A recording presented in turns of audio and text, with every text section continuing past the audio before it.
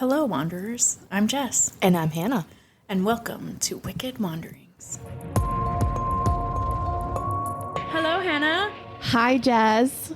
How's it going? It's going. How are you? I'm good. We have a few milestones today. We're doing our first long distance episode. I am in Mormonville with my sister, Heather. Hi, Heather. Hey. Thank So you excited for being to a part have of her. this chaos. I'm Right? so excited. I love listening to you guys. Yay. We have a I love fan. it. A fan. It's fine. We have a fan. So this case today is really, and this is why I wanted Heather to be a part of it. It's close to home, and it involves one of Heather's friends when she was younger, when you were 19. 19. Yep. And today is actually the 30th anniversary of when it happened. So do the math. I'm 49, folks. You don't look a day over 29. Thanks. And so December 14th, 1993 is when it happened. So today is when we're recording, not when it's released, but today's episode. That's crazy to me because when recording. you decided that you wanted to bring your sister on and talk about this, which thank you, Heather, for doing that, because I'm sure it's not an easy thing to remember or talk about, but that's just crazy that, usually we record on Thursdays and this just happens to be the 30th anniversary. Yeah. It just happened to be a Thursday, and it happened to be when I'm in Utah. So it worked out. It was meant to be, basically. Right? Yeah. So this is a case of some quadruple murders that happened one night in a place that is supposed to be filled with happiness and laughter and all these sorts of things. So we'll get started. And Heather, feel free to interrupt anytime. Yes, interrupt her. Since I'm not there, Yeah. someone has to do it. So on December 14th, 1993, at 10 p.m., employees at Chuck E. Cheese in Aurora, Colorado were starting to close up for the night. Wait, this happened at Chuck E. Cheese? Yep. Oh, come on. That's like a staple, childhood fun place. Okay, sorry. Keep going. Already, I'm pissed. I know. We went there many times. Do you remember going there, Jess, when we were little? I remember when it was, was it before? Showbiz? Showbiz Pizza. Yes. That's right. Yep. They were creepy. The animatronics. Yeah, they are creepy. The gorilla. I just remember the skee ball. Yeah. So they just had a birthday party that ran a little over and were finally able to start their closing duties. At 10:05, a man walks out of the bathroom and walks towards a young woman, 19-year-old Sylvia Crowell. I'm getting emotional. Okay. I'm sitting here. Focusing. Who is cleaning up the salad bar. Her back is toward him as he walks up quietly, lifts the gun, and shoots her in the head behind her right ear. Another employee... No. Huh? I just said douche canoe. Right? Another employee, 17-year-old Benjamin Grant, is vacuuming and didn't hear the first shot, but he looks up and sees the man walking towards him. He doesn't have a chance to react before he is shot under his left eye. 17-year-old Colleen O'Connor has just witnessed these murders, and she freezes. She gets down on her knees and begs for her life, to no avail, and is shot in the head. Bobby Stevens, 20, was outside for a smoke break. He was able to get another shift to earn some extra money for Christmas, and he wasn't even supposed to be there that night. He had heard some popping sounds from the inside of the building, but just assumed it was balloons popping since they were cleaning up. He walked back into the kitchen and started washing dishes as the gunman walked through the door and shoots him in the jaw. Bobby drops to the floor but is still alive. He has the wherewithal to play dead, and the gunman leaves the room. He then the gunman goes into the office where 50-year-old Margaret Colbert, I think is how I remember it, is counting the receipts for the day. And the gunman asks her to open the safe, and after she does, he shoots her in her ear. According to court documents, he then grabs her purse, dumps it out on top of her, and stuffs the roughly $1,600 that was in the safe, along with some keychains and Chuck E. Cheese prize tokens. because, What? that's the important stuff, That's so messed up. Oh my God. right? Like, was he planning on coming back and using those tokens? Skee ball. Yeah, for skee ball. He sees Margaret start to move, and then he shoots her again in the other ear, and then he takes off. Bobby Stevens is able to get up and run to an apartment complex nearby and banged on a door to get help and to call the police. He was sent to Denver General Hospital and was the sole survivor of this rampage. Colleen O'Connor, Benjamin Grant, and Margaret Colbert had died, but Sylvia Crowell was still alive and was taken to the hospital where she was declared brain dead and was taken off life support the following day. The gunman, 19-year-old Nathan Dunlap, was a previous employee who wanted revenge for getting fired.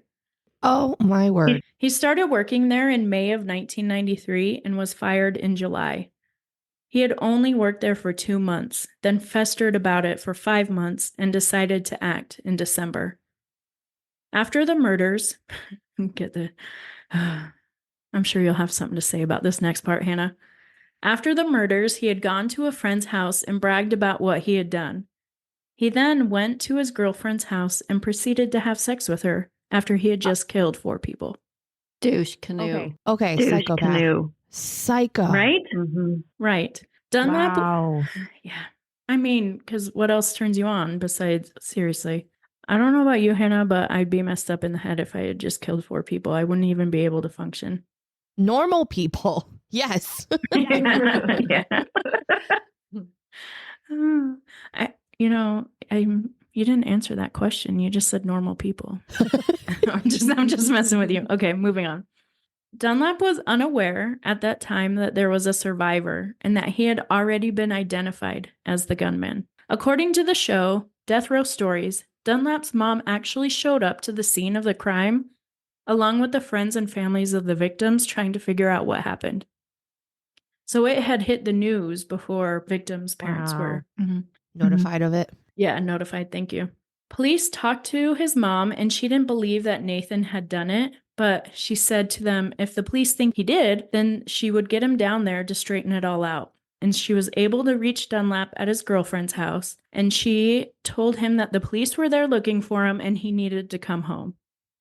And later on, his girlfriend would testify that he asked if hydrogen peroxide can get rid of gun residue, and he went and washed his hands with peroxide, then showered before heading home. So did his girlfriend know at this time what he had done? I don't think she knew exactly what had happened. I'm not sure, to be honest. I'm sure she knew that because I'm sure he talked about it. Yeah. And he had been bragging for months about doing it. Mm-hmm. Do we know why he got fired? I read a news article that trying to think if he wanted to leave early that day or whatever, it was a busy day, and the manager just said, "Go, I don't need you." And so fired him that day. Oh, shit.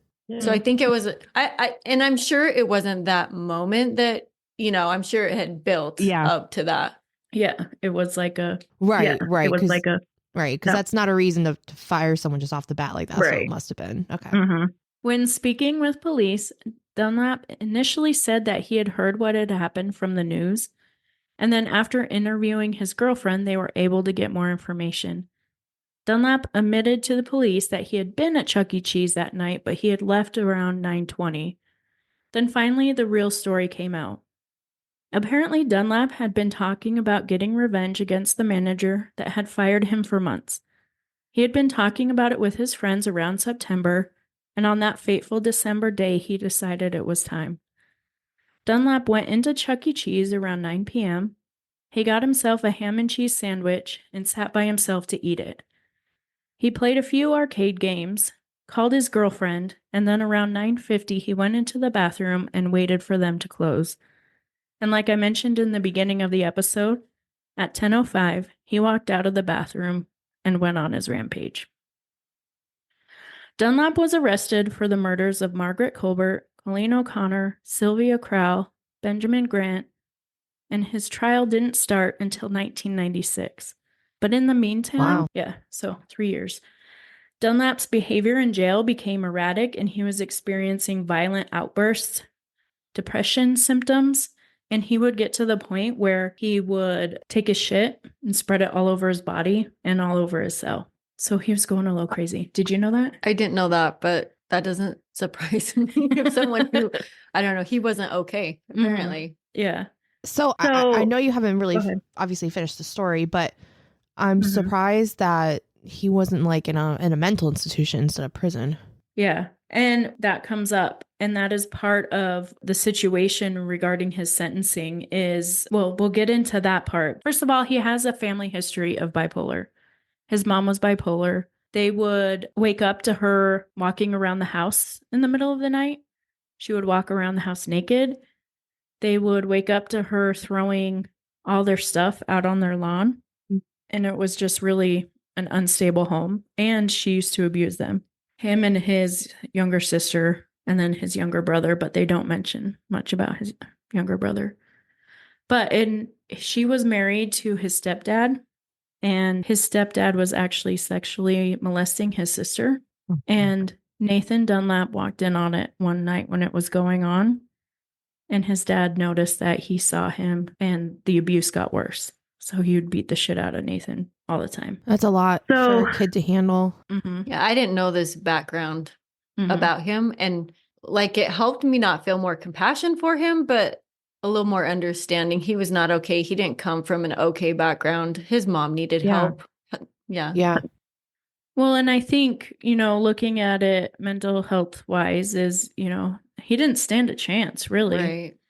He had an unstable living home. He didn't have a very good parental influence at all. Guy out of the house. Right? And he was also, I think they were living in not a good part of town, and he had a history of armed robberies. And so you look at it and you say, okay, well, not everyone with bipolar goes on to kill 4 people. Right. Goes on to, and so I go back and forth because I want to feel compassion, especially as a mental health provider. But then at the same time, it's like, but there are people who experience the same things that don't do this. It doesn't excuse his actions, obviously, but yeah, you wonder, he had really shitty parents, but you wonder who else could have helped maybe stop this pattern. And it also kind of makes sense now why he killed people and then decided to have sex, because that kind of sociopathic behavior was kind of shown to him by his stepfather in a way. Yeah. It's so that kind of makes logical, well, no, I shouldn't say logical. That's the wrong word. It makes sense for his brain. Yes. And I guess his mom was in and out of institutions and hospitalized throughout his childhood as well. And there was just a lot of abuse and intimidation. So after he was experiencing these things before he was tried, he was evaluated and found competent. But those evaluators competent to stand trial. But those evaluators didn't have access to his medical records or family history. And so they told the court that he was faking I didn't hear any of it until like right now. Like it wasn't broadcast that this was his background, or that I remember hearing. Yeah. That's crazy to me, because even as a behavior analyst, if I get a new kiddo, the first thing I do is a record review. How can you not look at past records? That oh my God. That doesn't make any sense at all. Yeah. And so that's why I honestly struggle. I'm having an inner conflict with this case because, for one, do I think he had a fair trial? No. And we'll get into that in a little bit. But also, he murdered people that I know, or person that I know. Yeah. And so it's like having this inner conflict of like, I get it, but he's still a murderer. No, absolutely. Yep. So the defense felt that the evaluation was biased, but they never brought it up during trial, or the fact that he may have had a mental breakdown during the killings, which I don't agree with because he had a lot of time to think.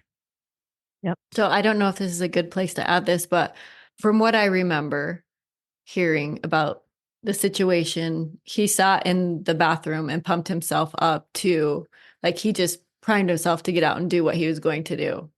And that kind of infuriates me. It was premeditated. I mean, it was premeditated. He planned on doing it. Absolutely. Yeah.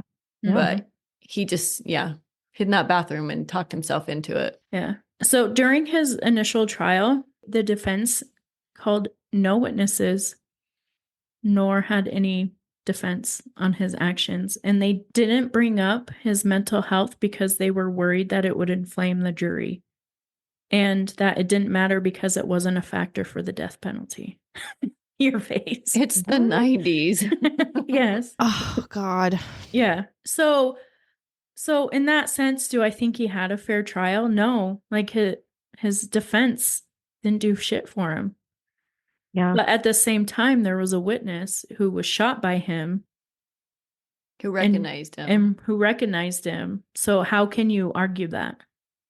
And Yeah. it was the first in a long line of mass shootings. Like this was before Columbine. Yeah.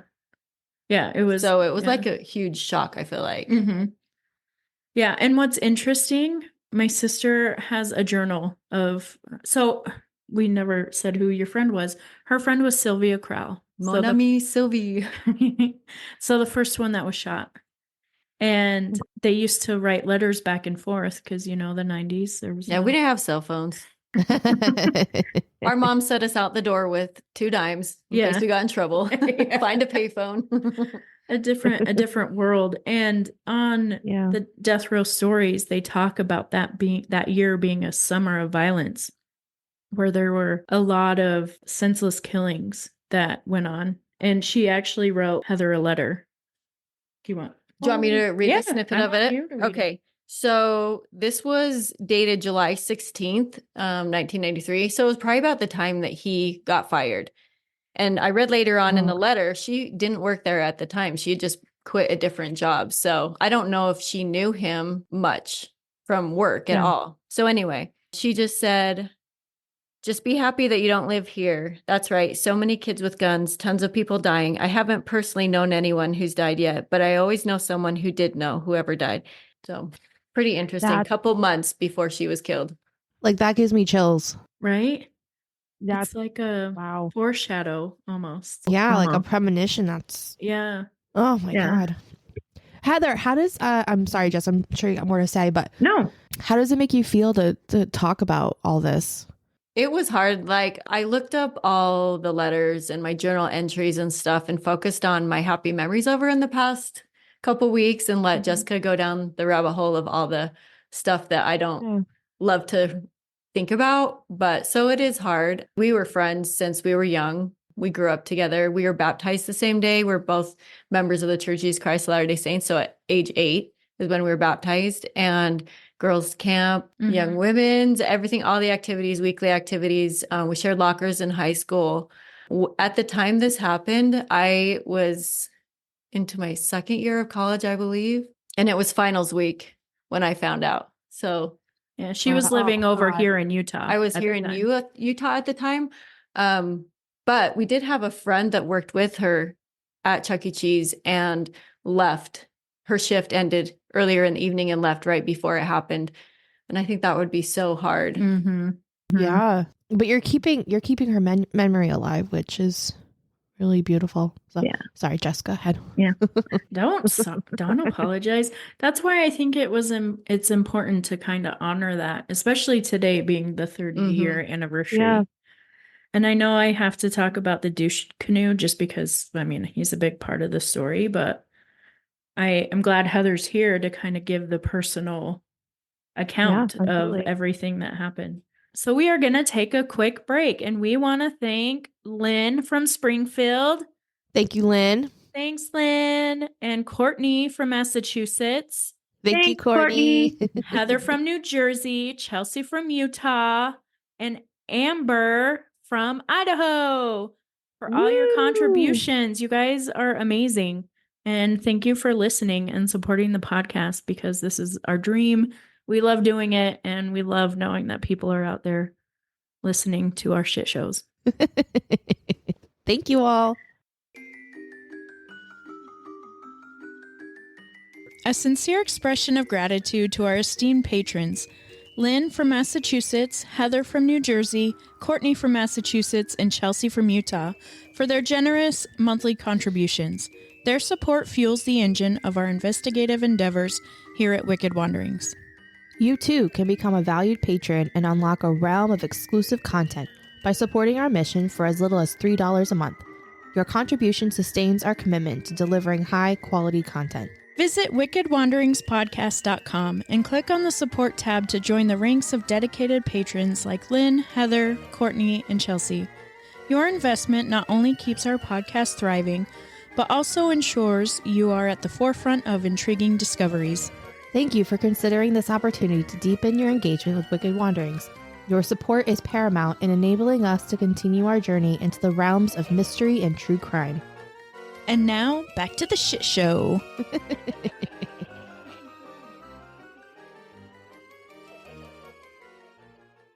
So, Nathan ended up getting found guilty.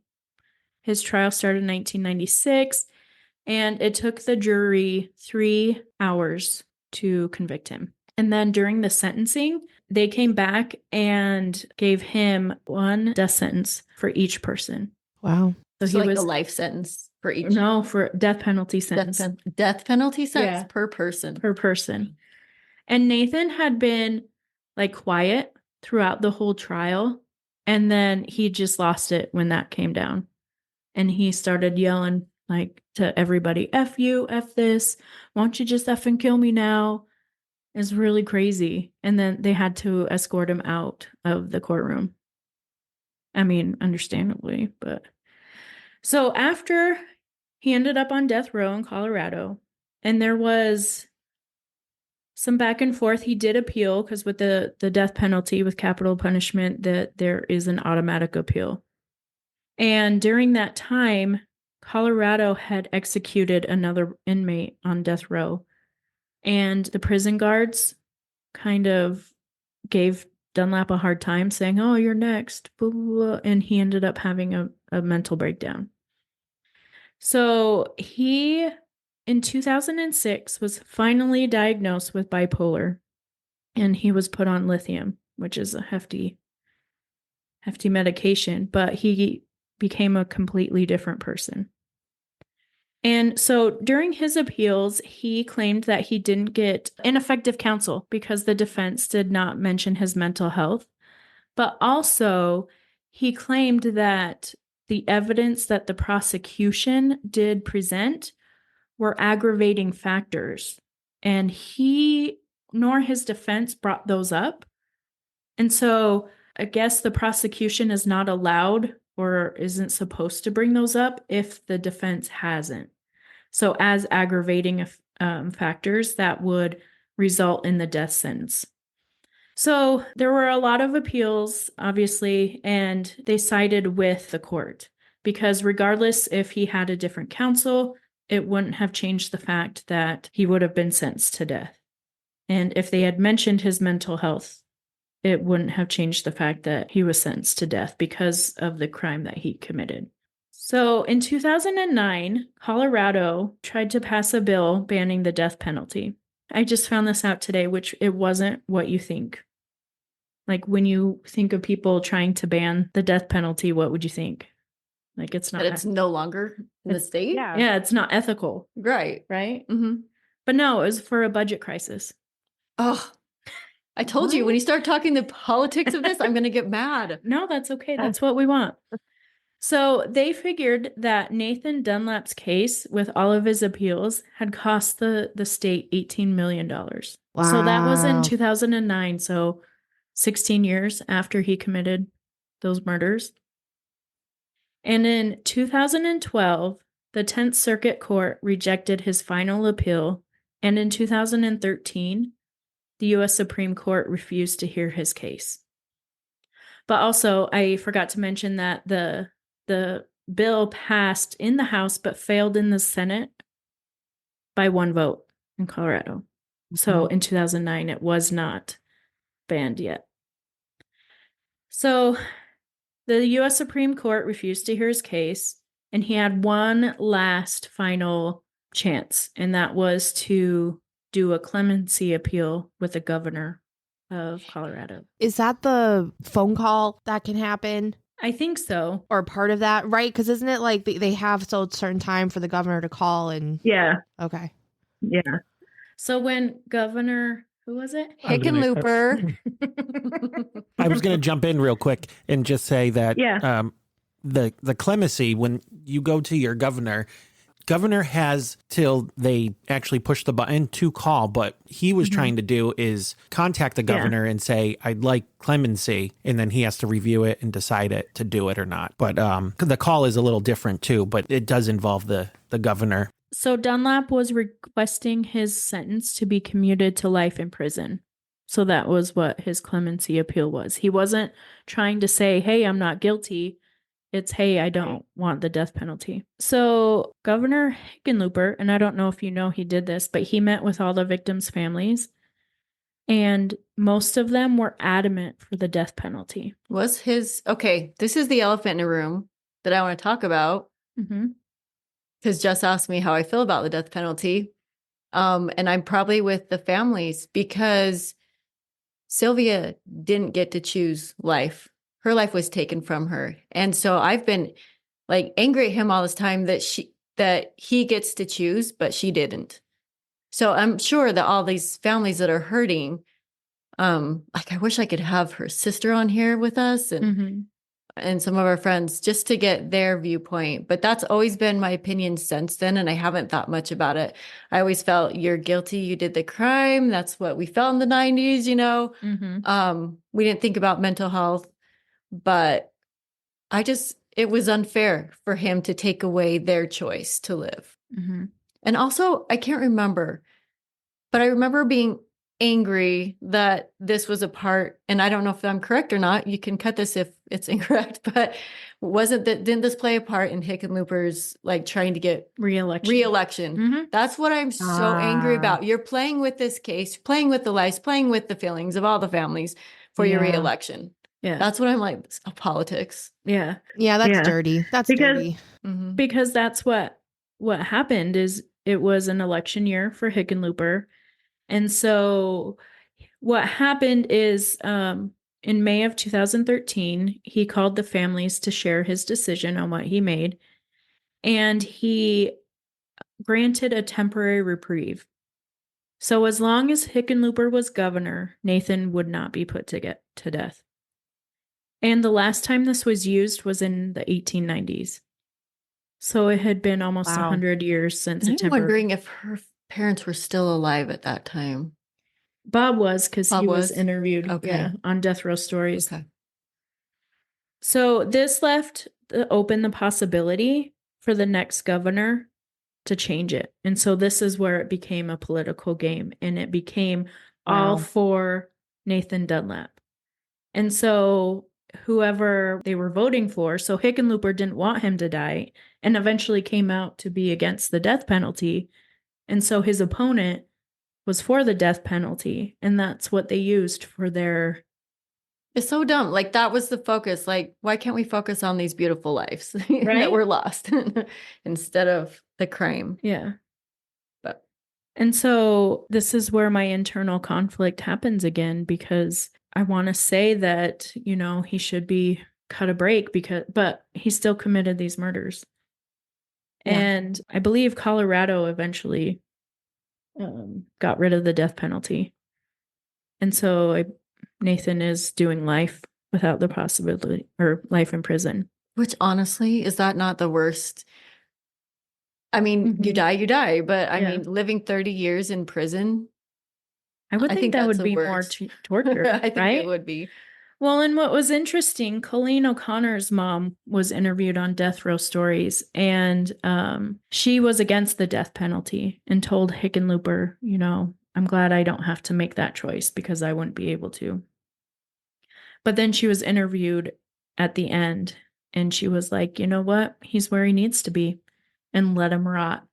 He wasn't sorry. No, he was not. That's what makes you angry. He was not sorry for what he did. Yeah. And that is one of the interviews that is done on Death Row Stories. So if you guys want to know more about this case, it's on Discovery Plus or the ID network. There's an episode on Death Row Stories about Nathan Dunlap. And he was interviewed and he's like, no, I'm not affected by it. I didn't know them. I didn't, you know, I don't feel bad. Yeah. Also, do you know that the manager he shot was not the one that fired him. Yes. I forgot to include that. It was a man that fired him in the summer. And this woman, Margaret, had only worked there 3 weeks. And from what I remember, she had moved to Colorado to escape the violence in California. That's right. I remember you saying that. Oh, that's terrible. So he just went and shot up the place. It really wasn't a vengeance. It didn't matter that he didn't kill the person who fired him. Yeah. And when he went and got his sandwich, that's when he found out that manager wasn't working. So why didn't he leave? Yeah, exactly. Nathan, leave. I mean, I don't think he listens to our podcast, but never know. if you do, you're a douche canoe. Just I want my friend back. Yeah. I know. And so, yeah, it's a very, very personal story. I remember when it happened. I remember Sylvia. How old were you? I was in middle school, and so 93, I was 11 years old. And I remember getting out of class to call home to Dad to ask if she died. Oh. Yeah. Should I tell my story about that? Of course. Okay, so I was in Utah, finals week, getting ready to come home. And so I was coming home 2 days after she got shot. And so my dad called me and told me what happened. And it was just, I couldn't believe it. And I was actually sitting at work that night, and it came across the radio here in Utah. Was that before? I knew about it. So I knew that it was her. And I just kept praying. I wanted her to hang on until I got home so I could say goodbye to her. But they took her off of life support the day before I came home. But I just remember my dad picking me up from Stapleton Airport. That's how long ago it was. And he had the Rocky Mountain News on the front seat, and her picture was there on the front page. And that's when it really hit home. That she was gone. I can't even imagine. It's so difficult. Jess, we've been doing this for 4 months. This is episode 16. Wow, episode 16. That's No, this is crazy. episode 17. I apologize because 15 just came out today, and we have another one next week. That's 16. So this will be the New Year, just before the New Year's. So this is 17, and I will cut all this out. So we've been doing this, for a little bit now, and the stories we've talked about, it's easy to distance ourselves. Thank you. Yeah, distance ourselves to tell their stories and be sad about it. But this one, I know I didn't know her, but I know you, right? And so knowing you guys, it makes it so real and chilling and so sad. Yeah. Yeah. And I've been researching it all week, and I didn't feel anything about it until I started talking about it, because I think it made it, especially with you being here. You're welcome. Yeah. But we kind of wanted to end this episode on something that my sister has, and I feel like it is an amazing thing for her to have. And are you okay reading it? Yes, I'd love to. It is a poem that Sylvia wrote. Can I first tell about Sylvia? Yeah, please do. Okay. Please do. Sylvia was the kindest, happiest butterfly in a room. She just, I was just reading a picture she gave me her junior year, and she just said, remember, I'll always be there for you, my bud, even, or if you need me, even if you, and when you don't, I'll still be there to bug you anyway. And that was there. She was just always there for everybody. She was just a joy and happiness, just a bundle of just fun to be around, a party girl, Mormon party girl. A Mormon party girl. I remember her praying. Can I say this? Of course. I remember her praying in church. I have to say that I make fun of Mormons a lot on this podcast, but I also respect it, and you are welcome to share whatever you want to share. Okay. I'll share what I share, and if you don't want it, you can cut it. We're keeping everything. I remember her praying in church at the end of a class, and she would always ask for protection and safety if it be God's will. And I always used to remember thinking at the time, if you're praying for it, pray for it and want it. Ask for it.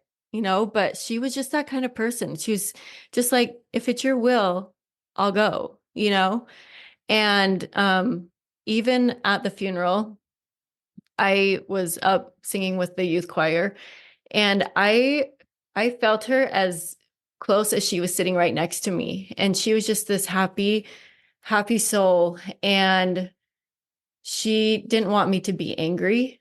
She didn't want me to be stuck in that dark place. And she was worried about her brother. And then I remember her just feeling like she was going to go comfort our friend who was speaking about her. And that was just such a great experience for me, because it was as if she was sitting next to me. She is still the same person. She's still that beautiful light. So love you, Sylvia. Oh my gosh, grab me by the heart. I know. I really just want to start crying right now. It's just beautiful. And I wish I knew more to share more about Ben and Colleen and Margaret, but they were all wonderful people too. Anyway, this is a poem about forgiveness, a poem by Sylvia Crowell. In order to be a better person, a better you must think of Christ and think of others too. Though the things you may feel will be many, to leave this earth friendless, you don't have a penny. Think of all God's children, the trials we all go through, though some may have many and others may have few. The way God loves me is just the way God loves you. And though I may not always know what I am doing, I may even stumble and fall. If I hang on till the end, I know I'll inherit all.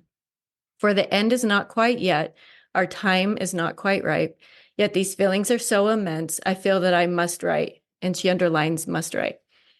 And to all of our God's children, however near and far, I give a great big hug, no matter who you are.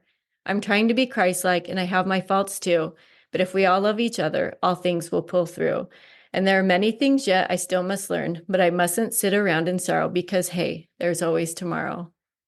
And that's the message she would want to send. I think, honestly, she would see everyone in the situation as God's children. And she would... She already forgave him. She already forgave him. She already forgave him. Yep. Whew, chills again. Jeez. Right? This is definitely a different kind of episode than what we do, but I think I'm very honored, I guess, to tell this story and to talk about Sylvia and have Heather here. And her family was the sweetest family. She had the sweetest parents and siblings. So we love them. Yeah. So I don't even know how to end this episode, but well, I just want I'm to say, Heather, and I can't be. Heather, I just want to say thank you so much for talking about Sylvia and bringing alive her memory and being a part of this. Would really appreciate it. And of course, Jess, your story was awesome too. Thank you for having me. You're welcome anytime, Heather. Yes, we love our guest visitors. And now that we know how to Zoom and do these long distance, we are going to be in a haunted house. Yes, someday we will be in Lizzie Bourne's house overnight. Fly over. Love that. That'd be so fun. We might have to have John come too, so all four of us can do an episode together. Oh, that would be awesome. I will be terrified. Like, I love shooting my houses, but I am drawn to the scary door in the basement. Yeah. The cellar door. I'm always like drawn. I'm like a fly to the buzz light. Yeah. I have to go to that door and see what's behind it. It's terrifying. I have that kind of adrenaline. So Hannah and I are the same way. So we could totally get that Andrew's room, and it has that room off to the side. So you and Jonathan could be in one part, and Heather and I don't leave me alone. Other. I will go, but I want to be in a room. You. No, I don't want to sleep by myself. And no, I want to be there. It's a big room, and it has a room off to the side. Perfect. So I'll be in this. I'll be with you. Hannah will be with Jonathan, and then we probably won't sleep at all at night. Yeah, and Heather. So I'm assuming you haven't been to Lizzie Borden's house yet. I have never been. No. Okay, no. I'm curious if you'd feel anything, because I know in our past episodes, me and Jess and John all talk like, no, we didn't feel anything. So I'd be curious. Yeah, I remember that. Yeah, I listened to the episode where after you guys went, and that was really interesting. So it'll be fun. It'll be fun to go and see. Let's do it. Let's do it. Let's do it. Let's do it. Well, thank you, Wanderers, for joining us yet again on our very special episode with a very special story and our first long distance. And Happy New Year, Wanderers! Happy New Year! Let's rock 2024. Whoop, whoop. Our Wicked Wanderings New Year's resolution, if I could talk, would be to get listeners in Wait, all how 50 many states. do you have now? We just got Tennessee, and so I think we're at 43 now. That's so close. We can Right? do it. We can do it. We could totally do it. Yes. Share it with your friends, guys. Yes. Like, Yeah. subscribe. Okay. Wait, Share. can I say it? Say what? Okay. No, you got to say go. And you also go, witchcraft. That's right. All right. Well, everyone out there, keep on wandering and Love y'all. Happy New Year. Happy New Year. Happy Take New care. Year. Happy New Year. Thanks for listening today. This show wouldn't be possible without our amazing producer and editor, Rob Fitzpatrick, who works tirelessly behind the scenes to bring you the best content. And a special thanks to Taiga Soundprod for providing the captivating intro music. Cinematic Intro 24. And of course, we can't forget the hauntingly beautiful outro music, Rhino's Theme, composed by Kevin MacLeod. If you enjoyed today's episode, make sure to leave a rating and review on your favorite podcast platforms, like Spotify, Apple, and YouTube. Your feedback means the world to us. Also, be sure to follow us on Instagram for behind-the-scenes glimpses, updates, and more thrilling content. You can find us at Wicked Wanderings Podcast. Thank you so much for listening and being part of our Wicked Wanderings community. We appreciate each and every one of you. Stay curious, Keep exploring. and always remember to keep on wandering.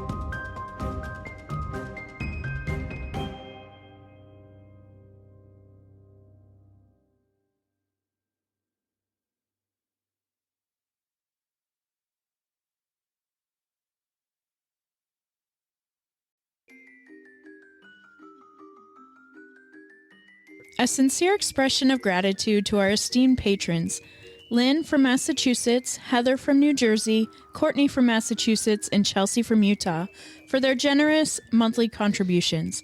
Their support fuels the engine of our investigative endeavors here at Wicked Wanderings.